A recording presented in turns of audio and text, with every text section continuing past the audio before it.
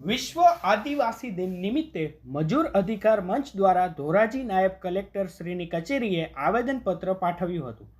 આજ રોજ તારીખ 9/8/2024ના દિવસે વિશ્વ આદિવાસી દિન નિમિત્તે ધોરાજી મુકામે મજૂર અધિકાર મંચના સચિવ શ્રી ગીતા ચૌહાણ દ્વારા નાયબ કલેક્ટર કચેરીએ આવેદનપત્ર પાઠવ્યું હતું। તેમાં મજૂરોને મળતા લઘુત્તમ વેતન તેમજ તેની સમસ્યાઓના નિરાકરણ માટે વાત રાખવામાં આવી। મજૂરોના બાળકોને આંગણવાડી સુવિધા તેમજ પ્રાથમિક શાળામાં પ્રવેશ, સગર્ભા માતાનો મેડિકલ ચેકઅપ તેમજ પૌષ્ટિક આહાર મળી રહે તેમજ તેના કામની જગ્યામાં પ્રાથમિક સુવિધા મળે, જેમ કે રહેવા માટે પાકું મકાન, શૌચાલય તેમજ વ્યવસ્થિત ચોખ્ખો વિસ્તાર અને પાણીની સુવિધા મળી રહે અને મેડિકલ સારવાર માટે સવલત મળે।